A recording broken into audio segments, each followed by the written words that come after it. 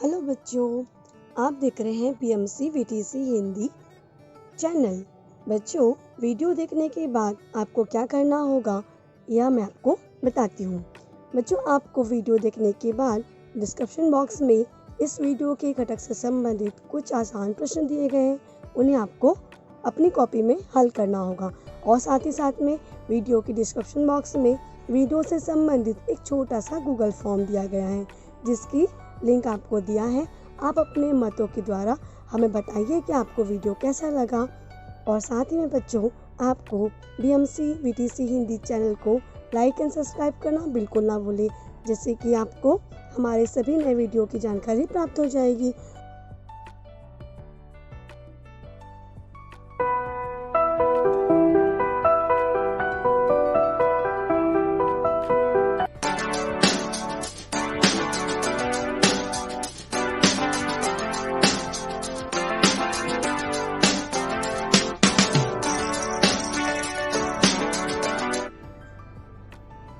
नमस्कार मेरे प्यारे बच्चों, ब्रह्म मुंबई महानगर पालिका शिक्षण विभाग बीटीसी दादर, मैं आपकी मार्गदर्शिका राधा गुप्ता। आइए बच्चों, हम अपने विषय की ओर चलते हैं। हेलो बच्चों, कैसे आप सभी लोग? आशा करती हूँ आप सभी बहुत अच्छे होंगे, घर पर होंगे और सुरक्षित होंगे। तो बच्चों, चलिए हमारी जो कक्षा है उस ओर चलते हैं। आज की हमारी कक्षा है कक्षा 5वीं और आज का हमारा विषय है बच्चों, विषय भाषा हिंदी। और आज का हमारा पाठ है बच्चों, पाठ 3 असली गहने भाग 2। और मैं हूँ आपकी मार्गदर्शिका Radha Gupta, MCGM virtual classroom Dadar से। तो चलिए बच्चों, अपने पाठ की ओर हम लोग कंटिन्यू आगे बढ़ाते हैं। इसका भाग 1 जो कि पहले बना हुआ है, आप लोग ने नहीं देखा होगा तो देख लीजिएगा। और अभी हम पार्ट 2 भाग 2 की ओर जा रहे हैं। तो हमने जो पाठ पढ़ा था आपको याद भी होगा कि जो बच्चा है उसकी मम्मी उसे 3 गहने के बारे में कहती है। तो बच्चों, एक बार फिर से हम थोड़े पाठ को फिर से एक रिपीट कर लेते हैं, एक बार समझ लेते हैं। बस उसकी मम्मी कहती है कि बस बेटा, बस 3 ही गहने मेरे लिए बनाना। तो बच्चा बोलता है कि पर माँ, कौन कौन से? बालक ने आधीरता से सवाल किया। बेटे ने उन्होंने कहा, इस गांव में विद्यालय नहीं है। उनकी माँ कहती है कि इस गांव में विद्यालय है क्या? नहीं है। जिस कारण से क्या होता है कि विद्यालय दूर होने के कारण गांव के बच्चे अधिकांश अशिक्षित रह जाते हैं और वे प्रगति नहीं कर पाते। इसीलिए गांव में एक पाठशाला खुलवा देना। और साथ ही साथ में मरीजों के उपचार की कोई भी व्यवस्था यहाँ पर नहीं है। मतलब यहाँ पर कोई भी ऐसा हॉस्पिटल नहीं है, कोई भी ऐसा यहाँ पर अस्पताल नहीं है जहाँ पर मरीजों का इलाज हो सके। तो वो कहता है कि उनकी सुविधा नहीं होने के कारण तो तुम्हें भी यहाँ पर क्या करना हो गया, एक हॉस्पिटल खुलवाना होगा। माँ कैसे कहती हैं, यहाँ उचित उपचार के अभाव से छोटे बच्चे व एवं नवजात अकाल मृत्यु के शिकार हो जाते हैं। अतः एक अस्पताल की स्थापना करवाना गरीब अनाथालय व गरीब अनाथ बरसात में भीगते हैं, जाड़े में ठंड से ठिठुरते हैं, अपनी रात गुजारते हैं। उन्हें रहने खाने के लिए एक अनाथालय बनवा दो, ऐसा वह माँ कहती है ना। उसकी माँ ने बहुत ही उचित कि हमें यहाँ पर एक विद्यालय, एक हॉस्पिटल और क्या कहती हैं वो तीसरा, क्या बोलती हैं कि बस माँ। फिर बच्चा बोलते हैं, बस यही तीनों असली गहने हैं मेरे लिए, बनवा देना बेटा। माँ ने बेटी की पीठ पर हाथ फेरते हुए कहा। बेटी की आंखों से आंसू आ गए। वह सोचने लगा कि माँ कभी भी अपने लिए कुछ नहीं मांगती, हमेशा दूसरों के लिए ही मांगती है। वो बोलता है कि मेरी मम्मी हमेशा दूसरों के लिए मांगती है और मैं अपने लिए कभी कुछ नहीं मांगती। बालक ने माँ के पैर छुए और उसी दिन से माँ की इच्छा पूरी करने के लिए जी जान लगा गया। आगे जाकर उसने अपनी माँ की तीनों इच्छाओं को पूरी किया। केवल इतना ही नहीं बल्कि उसने देश और समाज के भलाई के लिए अनेक कार्य किए। जानते हो यह बालक कौन था बच्चों? बिल्कुल सही, यह बालक थे। यही बालक आगे चलकर ईश्वरचंद विद्यासागर के नाम से विख्यात हुए। ईश्वर विद्यासागर जी ने अपना पूरा जीवन समाज सेवा के लिए समर्पित कर दिया। तो बच्चों को आपको यह अभी तक का पूरा पाठ समझ में आया है? बिल्कुल। तो हमने आज जिनके बारे में पढ़ा है वह है ईश्वरचंद विद्यासागर जी के बारे में हमने पढ़ा है। तो चलिए बच्चों, अब हम उसके आगे के स्वाध्याय प्रश्नों को हल करते हैं।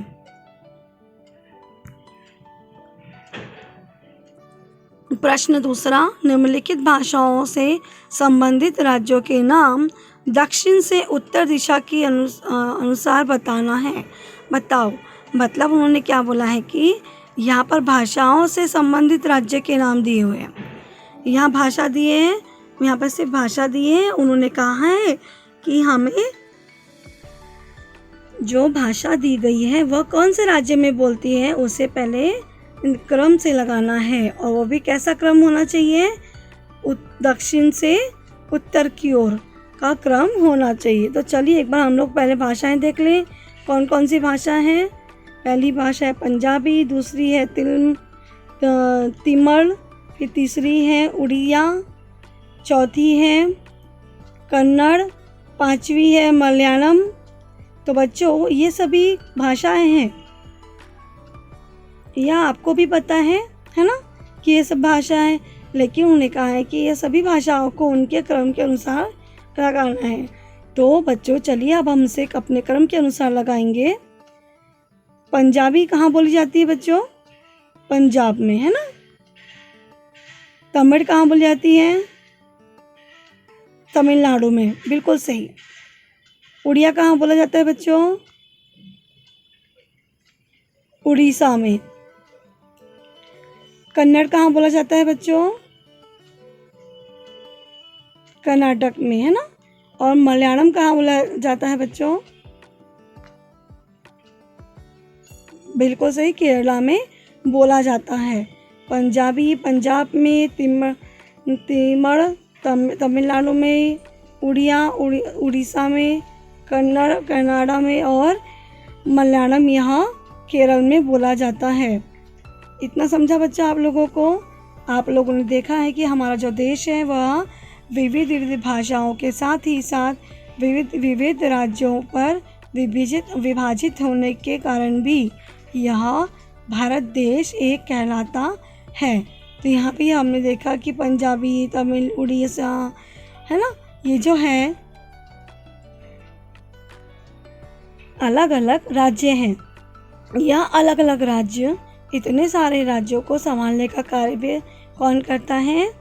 बिल्कुल सही, वह करते हैं आर्यमन, मतलब शक्तिमान। तो बच्चों अब हम इसे दक्षिण से उत्तर की दिशा के अनुसार लगाएंगे। इसका अर्थ ये है कि जो सबसे पहले हमारे भारत के नक्शे में नीचे की ओर जो भी आता है, ठीक है बच्चों, जो भी नीचे की ओर आता है उसे हम क्रम से लगाएंगे। जैसे कि चलिए देखते हैं।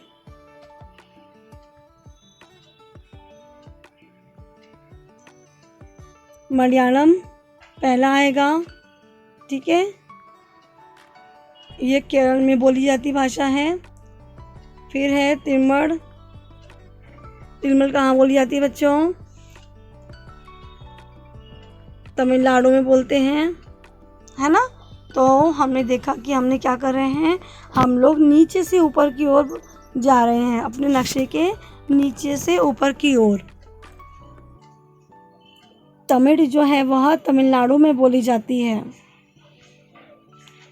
कन्नड़, कन्नड़ कहाँ बोलते हैं बच्चों? तो बच्चों जो कन्नड़ है वह कर्नाटक में बोली जाती है। हमने क्या किया अभी देखिए आप लोग, इसे पूरा पहले हमने लगाया मलयालम मतलब केरल, फिर तमिल, तमिल ये तमिलनाडु में बोली जाती है, और जो कन्नड़ है वो कर्नाटक में बोली जाती है। और बच्चों इन्होंने कहा था कि दक्षिण से उत्तर की ओर लेके जाना है। तो चलिए हम इसे फिर से आगे बढ़ाते हैं। उसके बाद में आता है कर्नाटक के बाद उड़िया जो भाषा है वह कहाँ बोली जाती है बच्चों? उड़िया उड़ीसा में बोली जाती है। और उसके बाद में अंत में आता है हमारा पंजाब, मतलब पंजाबी जो भाषा है वह कहाँ बोली जाती है बच्चों? पंजाब में, है ना। तो हमने क्या किया, इसे निम्नलिखित भाषाओं को उसे क्रम के अनुसार लगाया है, वो भी दक्षिण से उत्तर की ओर में।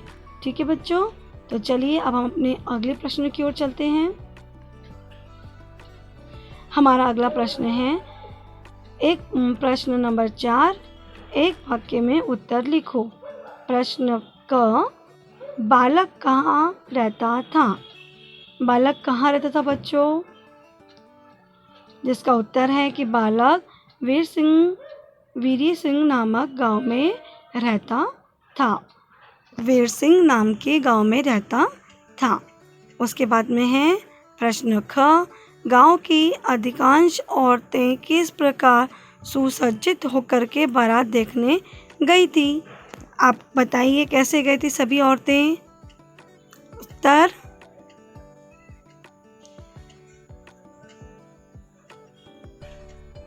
क्योंकि एक रोज गांव में बारात आई थी तो वे सभी सज धज कर गई थी, है ना, अच्छे से तैयार होकर के वहाँ देखने गई थी।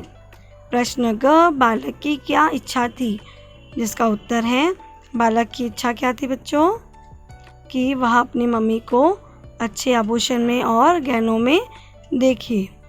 प्रश्न घ, माँ भगवती देवी ने अपने बेटे से कौन कौन से गहने बनवाने के लिए कहा? कौन कौन से गहने बनवाने के लिए कहा था उन्होंने? बिल्कुल सही, उन्होंने 3 गहने बनवाने के लिए कहा था। पहला गांव में विद्यालय, दूसरा मरीजों के उपचार की व्यवस्था मतलब अस्पताल, और तीसरा अनाथालय बनाने के लिए कहा था उन्होंने। प्रश्न ड, वह बालक किस नाम से प्रसिद्ध हुआ? किस नाम से प्रसिद्ध हुआ था बच्चों? जिसका उत्तर है यही बालक आगे चल करके ईश्वर चंद्र विद्यासागर के नाम से विख्यात हुआ। विख्यात होने का अर्थ होता है प्रसिद्ध होना। तो बच्चों आप लोग भी यह पूरे प्रश्नों को अपनी कॉपी में लिख लीजिए। अब हम चलते हैं अपने प्रश्न 5वें की ओर। मुहावरे और कहावतों के अर्थ बताकर उनका वाक्यों में प्रयोग करो। तो यहाँ पहला क्या दिया हुआ है? तिल का ताड़ बनाना। तिल का ताड़ बनाना, इसका अर्थ होता है छोटी बात को बड़ा करके बताना। छोटी बात को बड़ा करके बताना। बच्चों इसका वाक्य का प्रयोग, अशोक हमेशा हर बात तिल का ताड़ बनाता है। अशोक क्या करता है कि हर बात में तिल का ताड़ बना करके बताता है वह सभी को, है ना। तो चलिए आगे चलते हैं।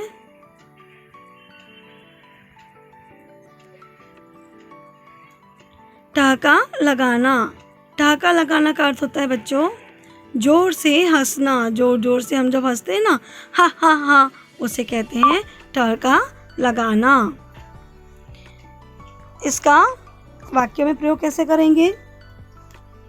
रमेश फिसल कर गिर गया और पूरे बच्चे ठहाका लगा के हंसने लगे,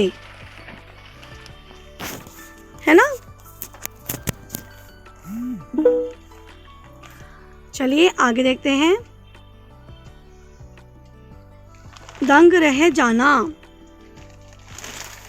दंग रह जाने का अर्थ क्या होता है?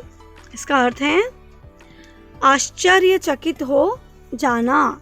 आश्चर्यचकित हो जाना। इसका वाक्य प्रयोग कैसे करेंगे बच्चों? चलिए देखते हैं। सामने सांप आते देख आकाश दंग रह गया, है ना। आश्चर्यचकित होना मतलब अचानक ही कोई कार्य हो जाना, दंग रह जाना, है ना।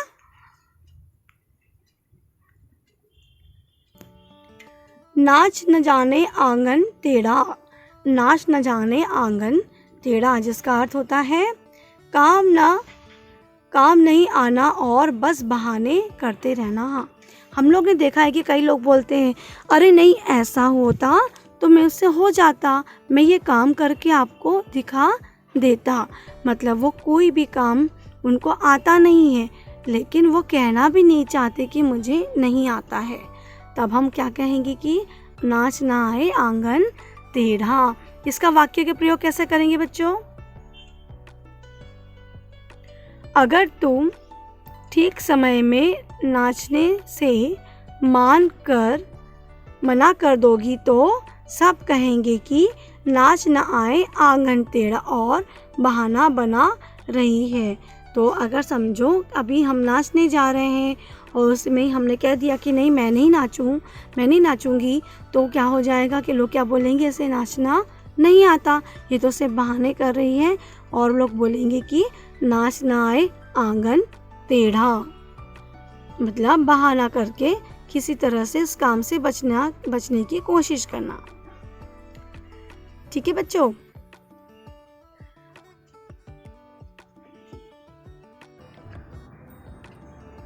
फिर हम बोलते हैं ना कि 9 नगद 13 उधार।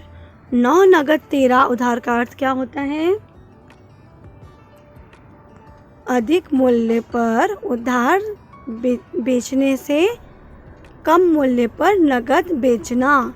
इसका वाक्य प्रयोग कैसे करेंगे बच्चों? अधिकांश जो दुकानदार होते हैं ना, वो लोग कम दामों में भी नगद दे करके अपना सामान बेचना पसंद करते हैं, लेकिन वे ये सोचते हैं कि हम उधार क्यों दें, है ना। ज़्यादा पैसे लगाकर उधार दे दें लेकिन वो पैसा ही वापस ना आए, तो इससे तो अच्छा है ना कि भाई 9 नगद न 13 उधार। तो इसका वाक्य प्रयोग होगा अधिकतर दुकानदार कम दामों में भी नगद बेचना पसंद करते हैं। वे जानते हैं कि 9 नगद 13 उधार। अगले प्रश्न की ओर चलते हैं बच्चों। नेकी कर दरिया में डाल। नेकी कर दरिया में डाल का क्या अर्थ होता है? उपकार करने पर बदले की भावना न रखना। मतलब हम किसी पर भी कोई एहसान कर दे, उस पर कोई इसकी मदद कर दे, तो हमें ऐसी अपेक्षा नहीं रखना चाहिए कि हमने उसकी मदद किया है तो वो हमारी भी मदद करेगा। तो इसका वाक्य का प्रयोग कैसा होगा? भला मैं गांव वालों को क्यों बताऊं कि मैंने उनकी मदद की थी। नेकी कर दरिया में डाल। जैसे हम किसी की मदद कर दे तो उसे भूल जाना चाहिए कि हमने इस व्यक्ति की मदद किया था। नेकी कर और दरिया में डाल। तो बच्चों यह मुहावरे थे और इस मुहावरों का अर्थ आप लोग को समझ में आया होगा। आप लोग इसे अपनी किताब में अपने कॉपी में ज़रूर लिखिएगा, ठीक है। तो बच्चों चलिए कुछ पिक्चर्स हैं, कुछ चित्र हैं जिसे एक बार हम लोग चर्चा करेंगे। इसका प्रश्न 6वां है, वृद्धों एवं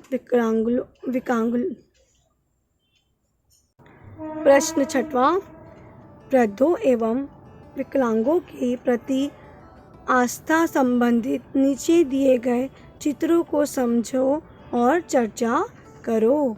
यहाँ बच्चों जो चित्र दिख रहा है आपको, पहले चित्र में क्या दिखाई दे रहा है कि यहाँ पर जो दादा दादी बैठे हैं वहाँ पर वो बच्चा उनकी कुछ मदद भी कर रहा है, और एक साइड में एक आंटी जो है वह जो विकलांग व्यक्ति है, जो चल नहीं पा रहा है, वह व्हील चेयर पर बैठा है, उसे वहाँ से धीरे धीरे घुमाते हुए लेकर जा रही है ना। तो हमें यहाँ पर समझना चाहिए कि हमें भी सभी का एक मान और आदर भाव करते रहना चाहिए। उन्हें मदद की ज़रूरत हो तो हमें मदद के लिए हमेशा आगे बढ़ना चाहिए। तो चलिए इसी प्रकार से हम दूसरी पिक्चर देखेंगे। यहाँ देखिए, यह जो बच्ची थी चल नहीं पा रही थी, अचानक ही वह गिर जाती है। तो यहाँ पर क्या हुआ कि दो लड़कियाँ आई और उनका उसे सहारा दे करके उठाने लगी, है ना। तो आप लोग भी कभी आपको आते जाते स्कूल इत्यादि रास्तों में किसी की मदद करने की इच्छा हो तो आप ज़रूर करिएगा, और उनकी मदद करने से आपको भी एक अच्छा महसूस होता है कि आपने दिन में एक अच्छा कार्य किया। तो चलिए बच्चों, हम अपने अगले चित्र की ओर चलते हैं। यहाँ पर देखिए, एक बच्चा है जो कि बस पर चढ़ना चाहता है, परंतु वह बस पर चढ़ने में थोड़ा असमक्ष होने की वजह से एक व्यक्ति जो है वह उसकी मदद कर रहा है और उसे बस पर चढ़ाने की कोशिश कर रहा है। आप लोग को भी कभी ऐसा लगता है, आप यदि बस में जा रहे हो तो यदि कोई सामने कोई व्यक्ति अंधा मिल जाए, कोई लंगड़ा व्यक्ति आ जाए, तो सबसे पहले आप उसे चढ़ने का मौका दीजिए, फिर बाद में आप चढ़िए, है ना। इसे कहते हैं सहायता करना। यहाँ पर देखो क्या दिख रहा है हमें दूसरे चित्र में, बिल्कुल सही। यहाँ पर हम लोग देख पा रहे हैं कि जो बच्चे बैठे हैं उसमें से एक बच्चा गरीब है, उसके पास कोई भी खिलौने नहीं है। यदि आपके भी घर के आसपास में कोई ऐसे कुछ बच्चे हों तो आप लोग भी आपके जो पुराने खिलौने भी रहें या आप अच्छे खिलौने भी लाके दे सकते हो तो देना चाहिए। जैसे देखिए, उन्होंने दिया है, एक रस्सी दिया, एक फुटबॉल दिया, ताकि वो बच्चे भी खेल सके, है ना, उसको भी एक मदद हो सके। तो हमें दिखाई दे रहा है कि वह बच्चा भी कितना खुश हो गया ना। ऐसे ही आप लोग भी अपने आसपास में जो भी गरीब लोग हैं उन्हें कपड़े दे करके, खिलौने दे करके, पुस्तकें दे करके आप उनकी मदद कर सकते हो। यहाँ पर देखिए, एक आंटी जो कि बगीचे में जा रही होगी, तो एक लड़की ने उन्हें सहारा बनी और उन्हें रास्ता दिखाने की कोशिश करने लगी। आप लोगों को भी आते जाते कभी भी ऐसा लगता है कि उस व्यक्ति या उस बच्चे को या उस आंटी को, किसी को भी अगर यदि आपकी लगता है कि आपको उनकी ज़रूरत है तो आप उन्हें मदद ज़रूर करिएगा, है ना। ऐसी मदद हमें करते ही रहना चाहिए, चाहे वो अंधे व्यक्ति हो, किसी भी प्रकार के विकलांग हो या वृद्धावस्था में क्यों ना हो। तो चलिए दूसरे चित्र में देखेंगे। यहाँ पर देखिए, एक बच्चा क्या कर रहा है, छोटा बच्चा, वह अपने दादाजी के हाथ पैरों की मालिश कर रहा है। कभी कभी आप लोगों को भी जब समय मिल जाता है तो अपनी दादा दादी के साथ कहानियाँ सुनते सुनते आप भी ऐसा कर सकते हो ना। बहुत अच्छे बच्चों। तो बच्चों, आपने देखा कि हमने विविध चित्रों के द्वारा भी समझा और सारे प्रश्नों को भी हल किया। यह वीडियो आपको समझ में आया होगा, ऐसी मैं आशा करती हूँ। और इस वीडियो को देखने के लिए बहुत बहुत धन्यवाद। घर पर रहिए, सुरक्षित रहिए और अपना ध्यान रखिए। अच्छा लगा बच्चों आपको आज का विषय। आशा करती हूँ कि आप सभी को आज का विषय बहुत अच्छे समझ में आया होगा, और एक बार इन मुद्दों पर आप ना समझ पाए हो तो आप इस वीडियो को वापस से देखिएगा, समझ में जरूर आएगा आपको। और हाँ बच्चों, BMC जो चैनल है इसे लाइक एंड सब्सक्राइब करना बिल्कुल ना भूलें, बेल आइकन को दबाना और भी ना भूलें, क्योंकि अगर आप बेल आइकन को दबाते हैं तो आपको नए नोटिफिकेशंस अपलोडिंग वीडियो के मिलते रहेंगे। थैंक यू बच्चों, और घर पे रहिए, सुरक्षित रहिए, अपना ध्यान रखिए।